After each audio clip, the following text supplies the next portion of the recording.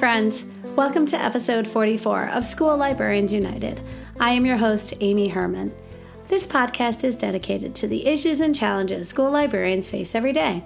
As a school librarian starting my 13th year, I found myself asking the question, where is the podcast that will help me do my job?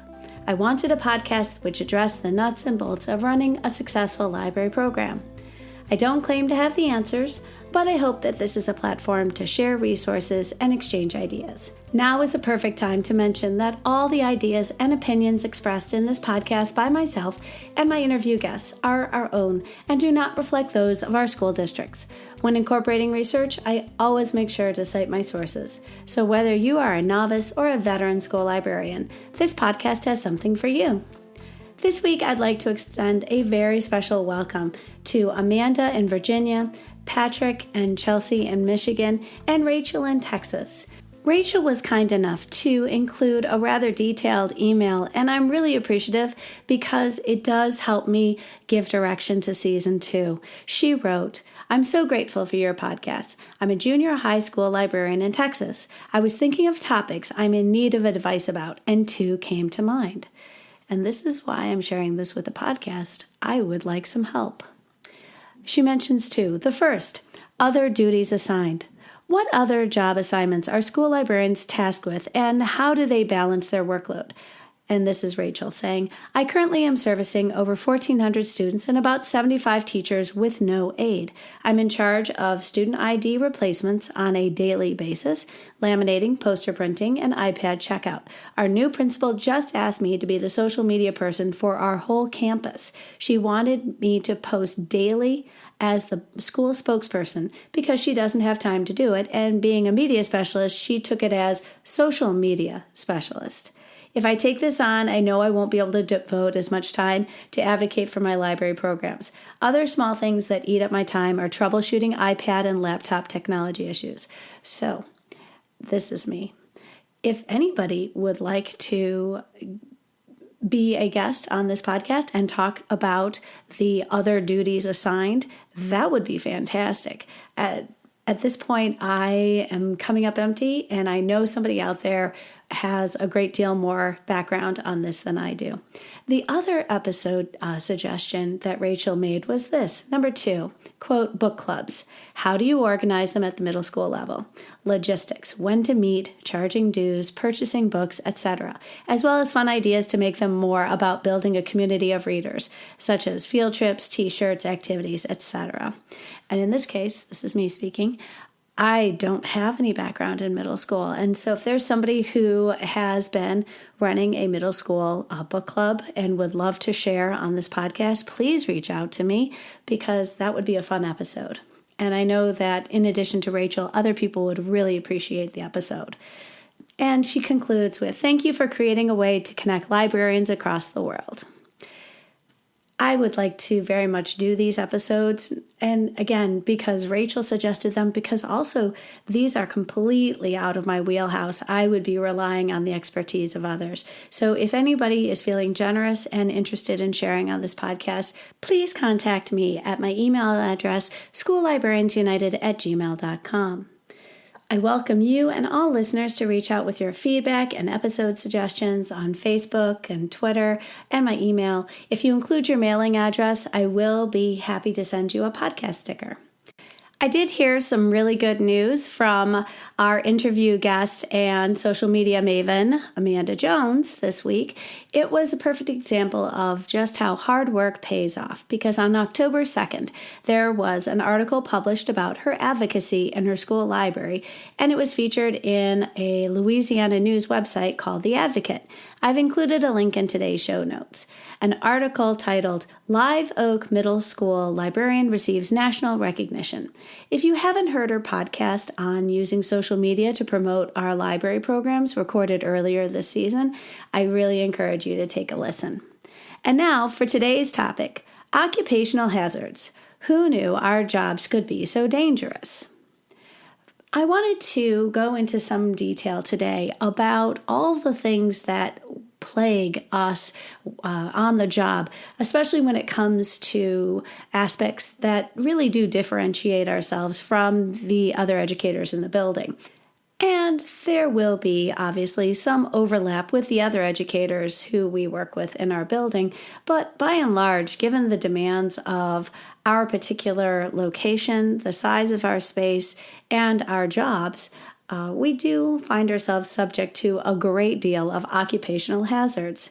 I'd like to start off, first of all, with the occupational hazards as it affects what we wear to school every day, our wardrobe. First of all, consider the knees in your slacks.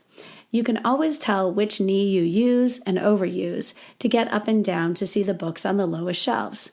If I replace my pants prematurely, it's because I've worn through the knee or it is so incredibly faded that it doesn't look right anymore. And I've oftentimes dropped markers, like permanent markers, on my clothing, and that becomes a problem. I am really impressed with anybody who can do story time while wearing skirts or dresses. It is one thing if your students are sitting on risers, which are in front and a little bit higher, but if they're sitting on the floor in front of you, you will not only have to battle holding a book and turning pages, but also trying to keep prying eyes from invading your personal space. Skirts and dresses, I have found, can also be very problematic if you are in charge of a computer lab. The cords that we have are such, because we're still using desktops, that despite our best efforts, our students start swinging their feet and unplugging the desktop computers. They sometimes disconnect the Wi-Fi to entire banks of computers. And if you happen to be wearing a skirt or a dress that day and troubleshooting while crawling underneath the computer lab tables, this isn't easily done. Our shoes also have to be considered. This is another occupational hazard because oftentimes we find ourselves opting for sensible shoes, ones that lend themselves to being stood in for many hours and many miles a day. 2 of my libraries are on the 3rd floor of our buildings, and our elevators are so slow that it's just faster to take the stairs. I'm lucky that my library actually is a former gym. So if you can imagine a gym floor now covered with some industrial carpeting, you can actually feel the wooden slats, and it really is fantastic because I don't get very tired. However, I easily clock over 6 miles without ever leaving my library. It is also important to consider, depending on the ages of your students, that your shoe wear is protective. If you've ever dropped a book while wearing sandals or revealing flats, this is an issue. And also with our elementary students who don't necessarily respect physical space have been inclined to step on your feet while trying to ask you a question. I have also found that my shoes take a beating in repeated kneeling. So if I'm trying to get down to the bottom shelf, the fronts of my shoes get really scuffed. And thankfully, I have somebody in the house who is happy to sit and watch Netflix and polish my shoes, but it is an issue when I decide which shoes I'm going to wear that day, especially if I'm waiting. I have been, for many years, a Dansko librarian. I was wearing Danskos for a long time. I was also wearing Doc Martens, which does resolve some of the issues with students stepping on your toes and the other issue of kicking the bookcases, because if you've ever kicked a bookcase while wearing really pretty little ballet flats, I think you'll notice just how painful that can be. I also, another occupational hazard, and this is one just in general of working in the schools, is that we have entire outfits which are school spirit. So one of my dresser drawers at home is entirely dedicated to wearing all school spirit wear, including library and book love t-shirts and sweatshirts and fleece vests with our district logo. When I switched districts about 7 years ago, I went through my drawer and pulled all of my school spirit wear out for that school, and I kept one piece that was my favorite, just for nostalgia. But the other items I put in grocery bags and dropped off at a girlfriend's house because I knew that she could find plenty of fellow teachers to wear them. I filled 2 paper grocery bags with school spirit wear from one school, which I had accumulated over 7 years.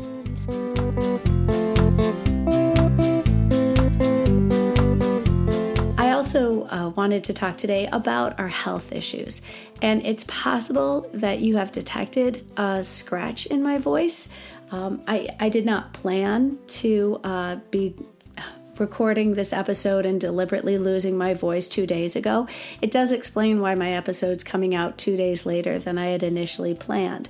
But I think it's fair to say that school librarians are far more likely to lose their voices during the course of a year. And I've noticed this isn't uncommon during the first month of school when we're getting back into our storytelling and our library voices and talking over classrooms of students.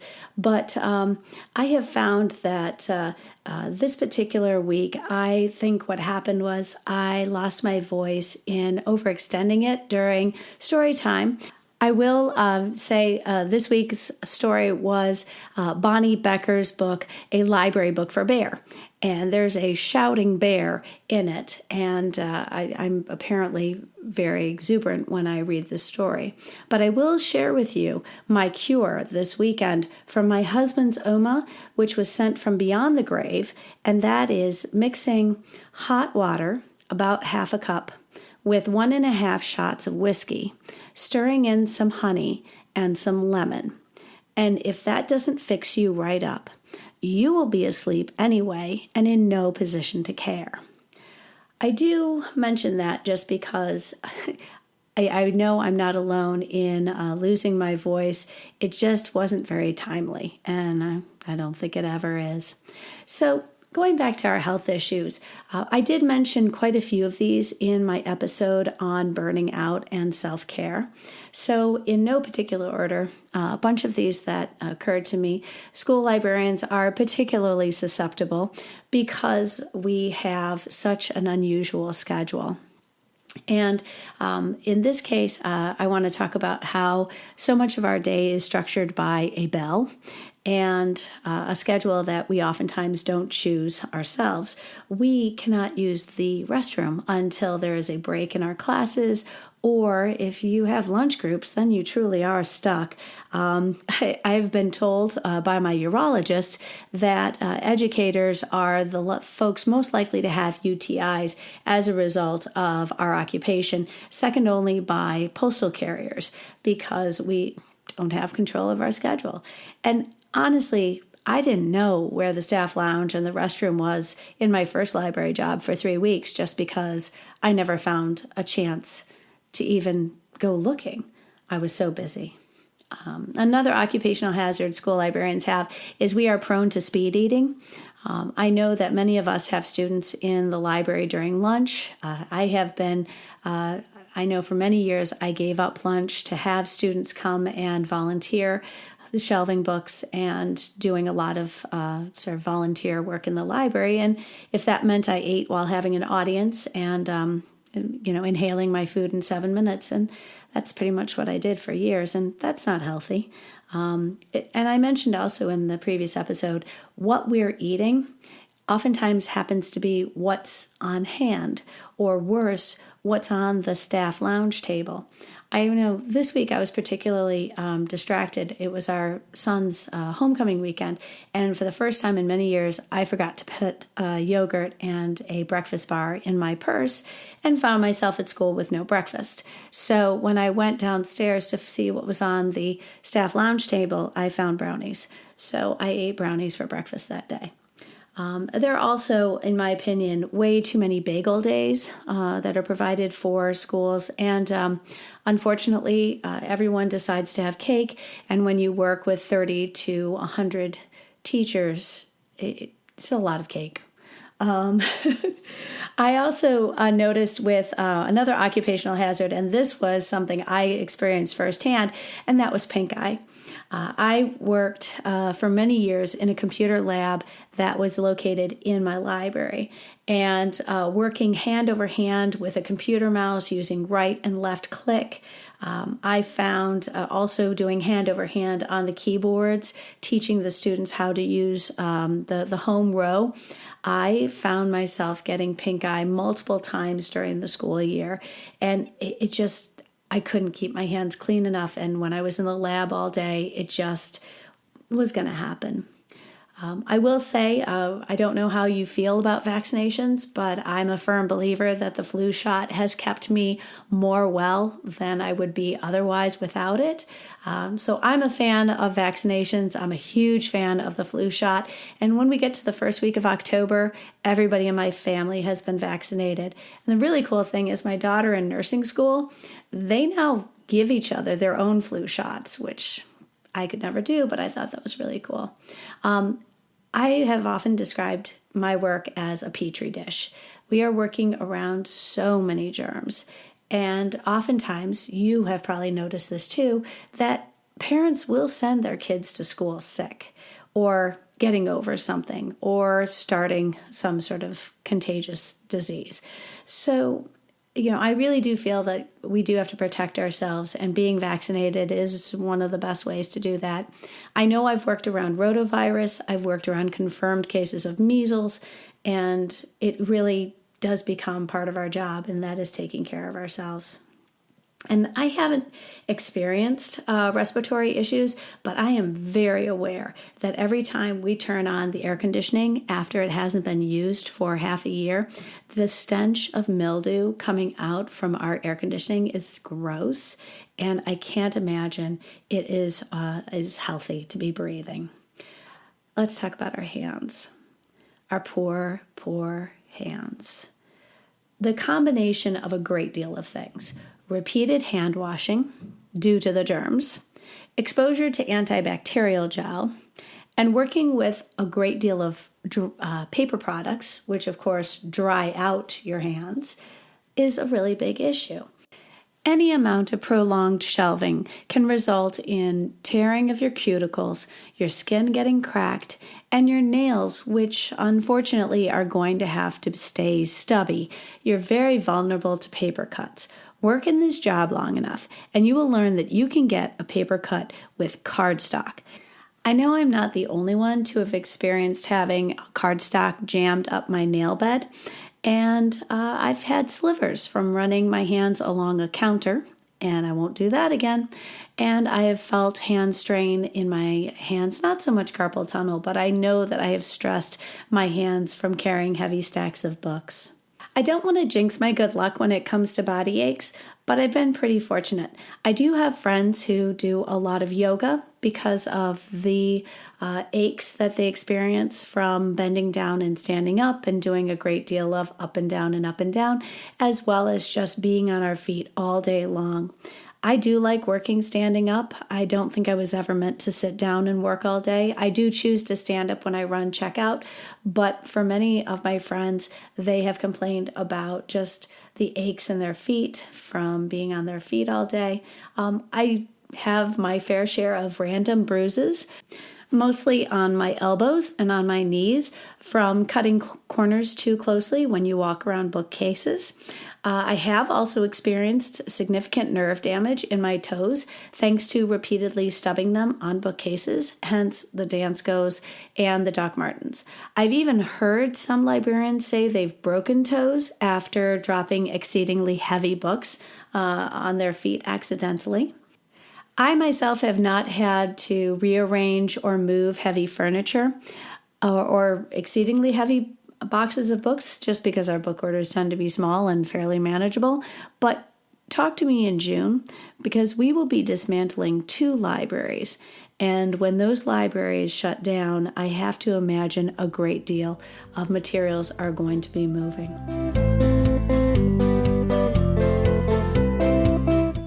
The next occupational hazard I'd like to include in this discussion includes issues of our mindset and just how much being a librarian changes the way it alters the way we look at the world. It alters the way we look at our lives and how we organize our spaces. That everything has a place.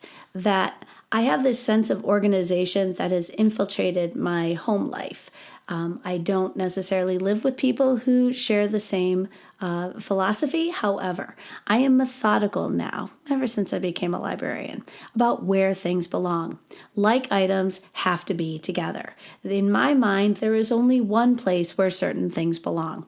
I'm thinking about scissors and bottles of wood glue I don't know why we have 5 bottles of wood glue or 7 pairs of scissors or 4 tape dispensers. But once we localize them all in one place, I now know how many we have.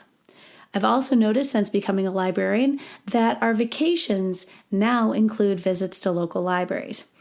And in much the same way that I spent 3 hours touring Ellis Island when I was a history teacher, I now am taking opportunities to visit libraries, both large and small. I go to community branches when I'm visiting vacation spots like Marco's Island and Sutton's Bay, and I also will go to the main branch of the New York Public Library or the Library of Congress when we were in Washington, D.C. I've noticed that another occupational hazard when you're a school librarian is that we tend not to be very spontaneous. We aren't fly by the seat of your pants kind of people, and generally speaking, because everything we do in our libraries is on such a large scale. We have to think through everything. Classroom teachers think for 20 to 30 students that they teach, or perhaps the 5 classes we teach. But everything we do has school-wide implications. We, therefore, have to become very planful. We are very deliberate. Our decisions are extremely well researched. And that is part of this sort of mindset of being a librarian. I've also noticed that if you are in a library, you are now subjected to a great deal of unsolicited feedback from the entire building, whereas a classroom teacher would only be getting feedback perhaps from the people who come into your classroom, like your team teachers, or perhaps your administrator. But as a school librarian, we're going to hear everything from everybody about our space. I will be creating an entire episode on working in a communal space, but for the time being, I do want to say something about the occupational hazard of having our classroom as the library. It becomes both a dumping ground and a take what you need sort of buffet approach to anybody who comes into our space. I'll come in the morning and find somebody has just mysteriously dropped off a whole bunch of books, not library books, just random books that somebody decided I should have. Likewise, things go missing. And again, I'll go into more detail about this in an episode on communal spaces. I have noticed, because we host all the meetings, that when the meetings end, that debris is left on the tables. Extra papers, extra handouts, random pens, half-finished water bottles, and other people will leave, say, their insulated coffee cups or a random cardigan or a sweater or their lunch underneath their tables. We had one night, my library gets used for community meetings, and they had rearranged every single table and had replaced my little wooden tables with oversized, stackable chairs. And I show up to teach my class at 8:40 in the morning, and I find myself moving a great deal of furniture. Another occupational hazard I've noticed is that library staff are often expected by building staff to stop, drop, and fix my problem.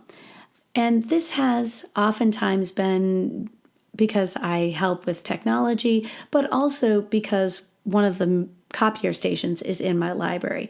It's not uncommon that I will teach while a print job lasting 27 minutes is going, or then to have to troubleshoot that copier when that job stops unexpectedly. Grade level teachers aren't often bumped from their own classrooms, but it isn't unusual to be bumped from my library due to meetings or testing or book fair. And another occupational hazard is that nobody knows what we do. There's a great deal of misconception about our skills and how we spend our time. Once I was asked by a parent volunteer, they stuck their head into the library and they said, just out of the blue, "Hey, you went to school to learn how to scan books?" Nobody questions an algebra teacher and what they do, or a 4th grade teacher and what they do. But unfortunately, many people believe what they see reinforced and stereotypes through movies and the portrayal of librarians on TV. They make wrongful assumptions about how we spend our day. And unfortunately, this makes justifying our roles in schools all the more challenging. Coincidentally, today in New York Times Sunday Review cover story, Monica Potts wrote an opinion piece titled "In the Land of Self-Defeat," and it highlighted a dispute over a local library in a small town in rural Arkansas. I'll include a link in the show notes. Rather unsurprisingly, when a librarian asked for an increase in pay, this was met with a resounding rebuttal by the townfolk, one of whom was quoted saying, quote, "Call me narrow-minded, but I never understood why a librarian needs a 4-year degree." Someone else wrote, quote, "We were taught Dewey Decimal System in grade school. Never sounded like anything too tough," end quote. When my husband found that article this morning, he debated whether or not to show it to me because he said, this is really going to make your blood boil. And I said, actually, we're all too familiar with how people feel about us and the jobs we do. I do want to take this opportunity now to pivot because I am so excited to share with you a very different perspective on the occupational hazard of our job. And that is from my guest who is joining us today. Janelle Crocker is a school librarian, and when I posted the question of occupational hazards on a Facebook page, I got the best and most insightful response from Janelle, and I knew I wanted her to join us on the episode today.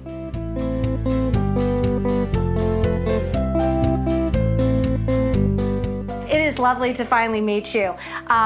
Could you introduce us to you and your position that you are working in, and tell us about your journey, because I really think our listeners would be interested to hear it. Okay. Well, hi, Amy. It is definitely very nice to meet you too, finally. And you've actually quoted me in a couple of your other podcasts, so I have to make sure I get my official title correct. But I am Janelle Crocker, and I work in north of Atlanta, Georgia. And my official title is K-5 Media Research and Information. I think that's what my principal came up with.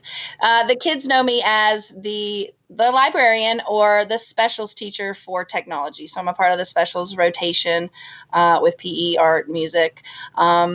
My computer lab is in the library. So really my journey to becoming a part of this librarian community started out being a technology teacher. And having all of the books around me all day while we're using the computers. Really the first couple weeks of school 3 or 4 years ago, the books started getting checked out, and then they started coming back in, and they started piling up. And I said, who is in charge of all of these books? Who's putting them back on the shelf? So I quickly learned how the system worked. Really didn't know very much about Dewey, all of those things. The media specialist had been a para position before.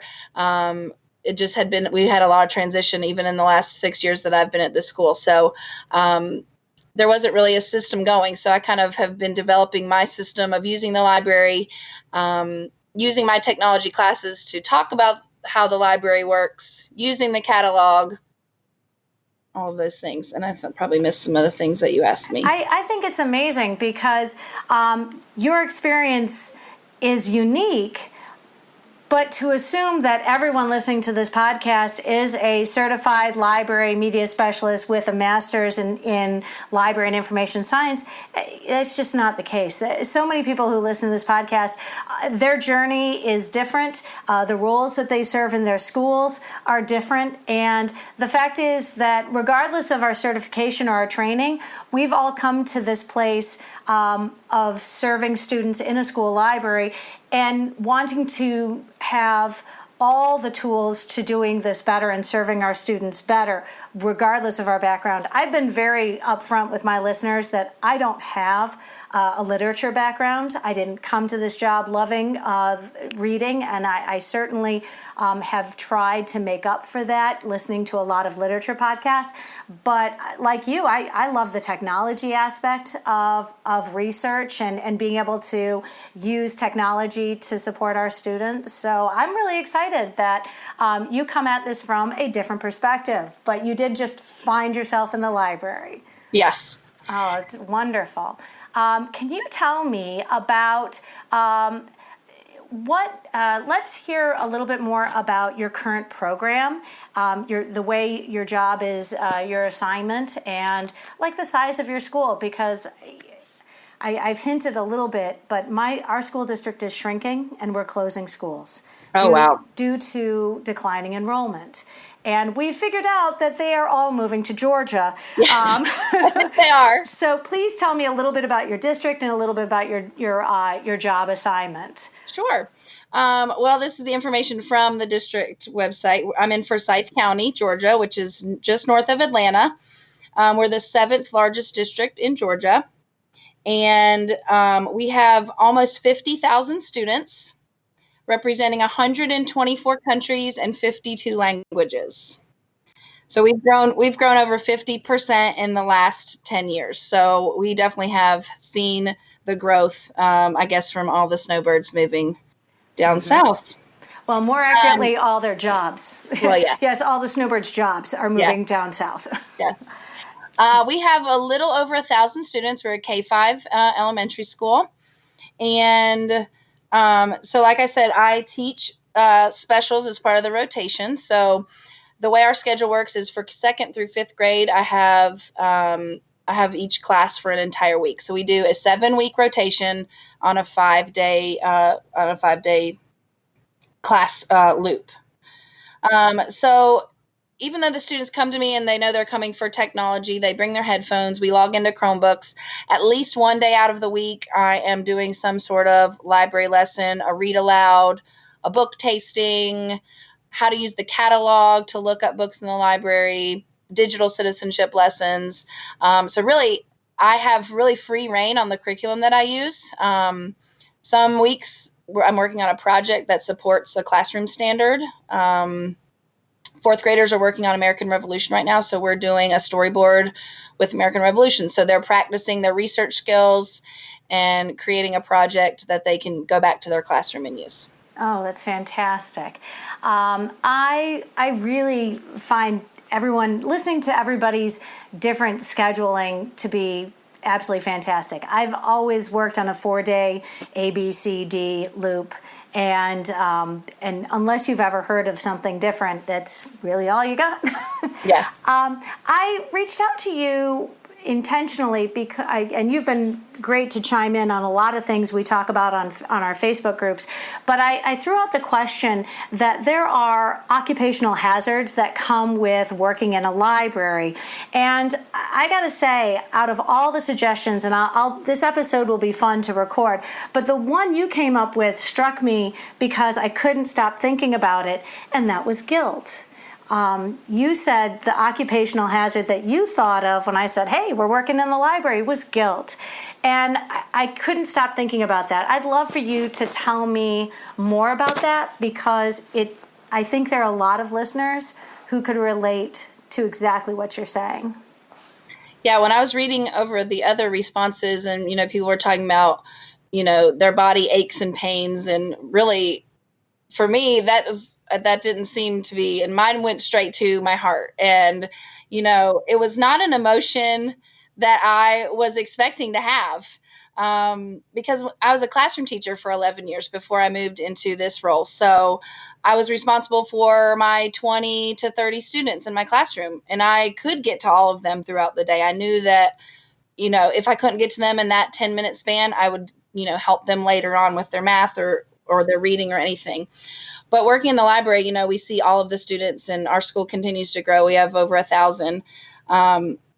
I could see, 200-300 in a day. And so really making sure that I'm meeting all of their needs was something that I didn't even think about. I was so excited to have them in specials, but then, the revolving door of students coming in throughout the day while I'm teaching a 2nd grade class, I might have some 5th graders come in and need a book. Or any grade level, obviously, at that point. So it was different than I was expecting from the classroom just because of the sheer volume of students that you see any given day in the library. Well, and do you ever think, if I had you each come to the library one at a time, I could give you the time and attention. I'll have a student ask me a question, and in my head, I need 10 minutes to give this kid the kind of resources, both digital and print. I can think of 3 resources right off the bat, but you and I, as a student, I want to sit down and work with you, but there are 27 kids in this room and the teacher's coming in 7 minutes. Mm-hmm. And I've sometimes been a little jealous of public librarians because for the most part, they are getting their students one at a time. Mm-hmm. And we've got, more than 20, and like you said, coming around all day long. I call my library Grand Circus Station, or, it's just, like you said, a revolving door. You just feel like you're underserving your students. Could you tell me more about what is it about your job that makes you feel guilty? Well, after I posted that and then you contacted me, I've been thinking more about it, and I just would feel these just little tings. And really, there's huge moments throughout the day, especially the first 30 minutes of the day are the busiest. Kids are getting off the bus, coming in from carpool, their parents dropping them off during that morning work time.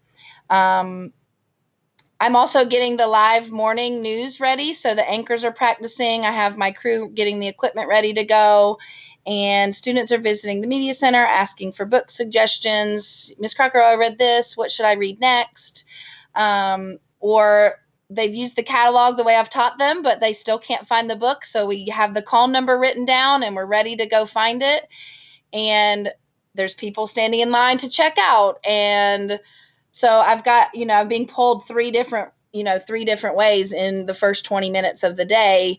And I've had to say to students, I'm getting ready to start the news. Can you come back later on today? And I can give you more time. And I just feel like they might not get 10 minutes to come in later on in the day while their teacher has them doing other things, and so that first 30 minutes seems so critical. And there's not enough of me to go around. And right now, I don't have fifth grade library helpers. So we're still in the process of getting them applications and, kind of vetting them for, to be helping with check-in and check-out in the mornings so that I won't be by myself. But I just feel like I've had to close the library and say, all right, come back when the news is over, or come back when I'm done with this first grade class, because they all need my attention too. And so I just feel like I've had to turn away more students because I think my library is getting busier, which is a good sign that they want to come. But then it makes me feel more guilty because I don't have enough time to dedicate to them. Like you said, you would love to have that individual one-on-one time with all of them. Well, and especially when you have students who want to read more. These are students who want more information. These are students who have, they have a book in hand and they want the next one, or they want one like it, or this is their favorite author.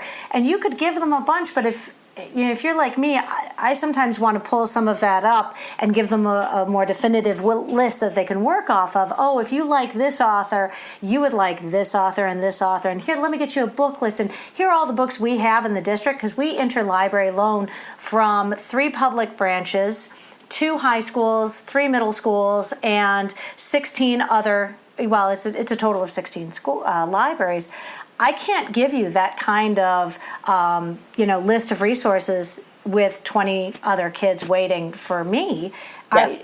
I mean, do you have an assistant, an adult assistant?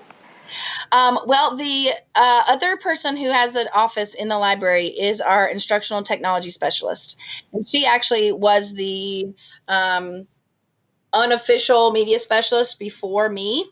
And then she moved into her role when that other person moved out, kind of thing. So some mornings she's in here. Other mornings she's helping teachers in their classroom. Their projector won't work. Their laptop is, so she has other responsibilities in the building just to get the day started as well. So some mornings she is able to be in here and help me out. And then other mornings I'm all alone.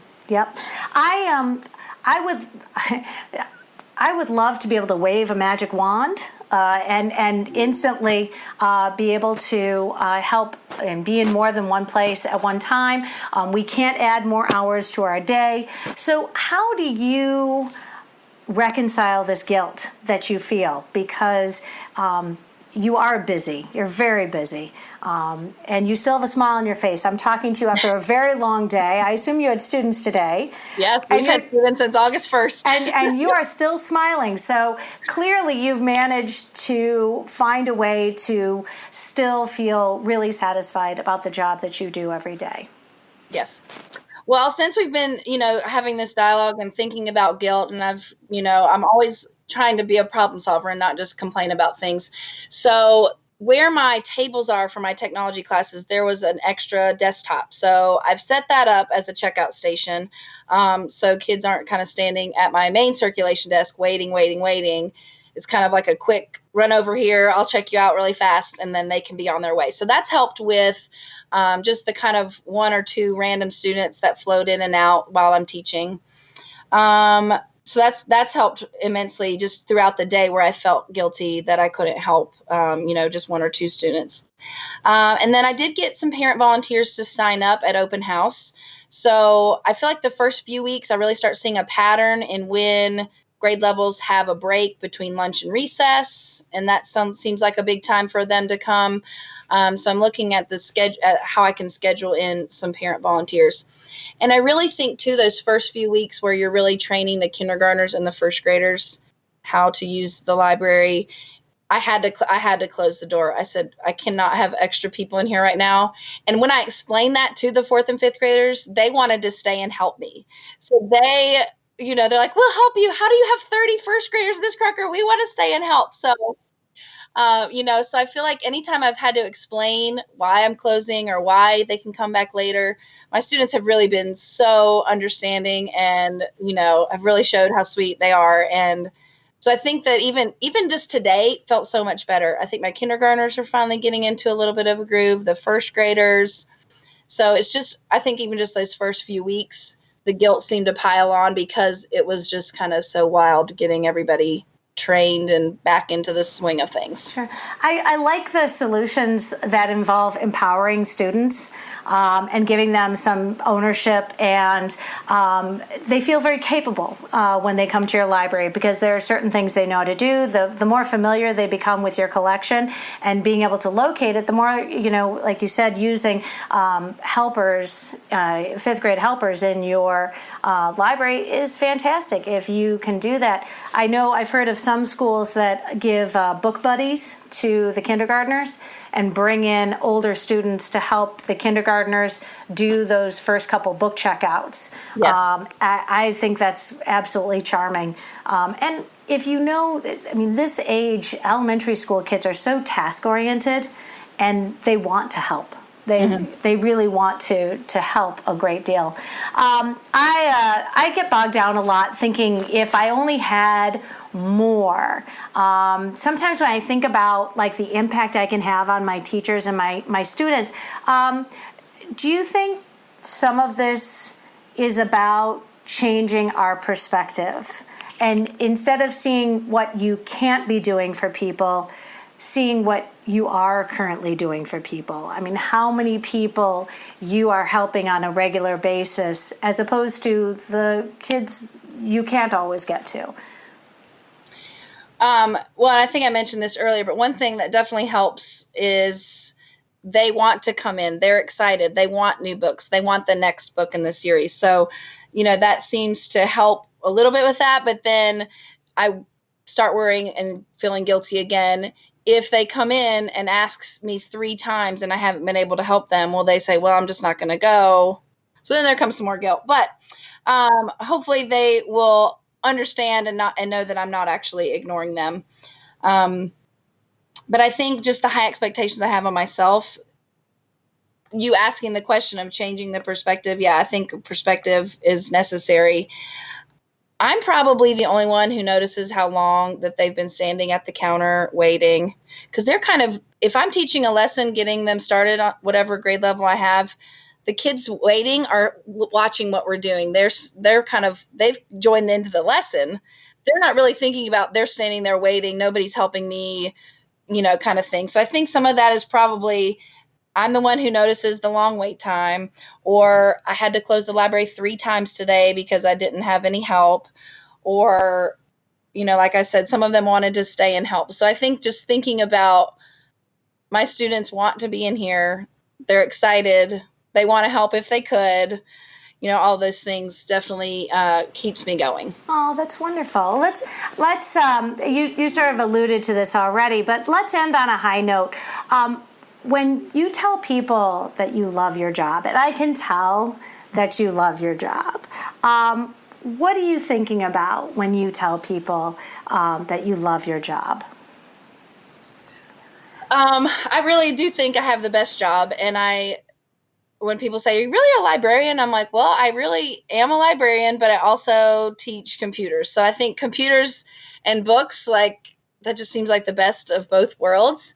And I loved reading as a kid. I just remember reading the entire Babysitter Club series and going to the library in Barnes & Noble. And I'd read during the summer, just personal choice books. But I feel like being in the library has really reignited my passion for reading and books and being excited about that and getting students excited. I think back to when I was a classroom teacher, I said, okay, yeah, if you want to go to the library, go ahead and go to the library and get a book. Reading it didn't seem to be what I focused on. And so I feel like I've seen how much more students can improve and grow as they grow as readers. I love that. I did want to ask you, I noticed that you were moderating some Twitter chats, and that shows a different kind of leadership, a leadership outside of your building, and building a PLN outside of your immediate that's how I met you. I mean, I see you on social media, and I was hoping you could give us some insight into your leadership in these moderating of these, like the Twitter chats, because I think that those are really helpful, especially to those of us who spend all day in our libraries and then maybe at night join a Twitter chat and meet new people and get resources. So could you tell us a little bit? Sure. Our county has a hashtag that we use, and we have Twitter chats weekly. And I just got involved. My assistant principal was leading one a few months ago. And so she sent out an email to our entire staff and said, please join in our Twitter chat tonight, support me and answer some of the questions. And I just really had never done one before. And they're so easy. And if you follow the hashtag, and I just think it's a great way to make connections with other people. Like you said, that's how we met. I've met other people even in my county and my district, and then they've involved me in other Twitter chats. So I feel like it's a domino effect of you take one little step and then it just continues to grow, and you make more connections and you get connected to other hashtags, and you can just have connections and conversations and resources all around the world. And so I know that you've seen that through our Facebook group. We can, someone posts a question and you get all of these different responses and perspectives to really help get you through the next day sometimes. I do want to ask, because I saw this on Twitter, sometimes if you see GA in the handle, the question is, well, can only librarians and people who work in libraries in Georgia chime in to a Twitter chat that has GA in it?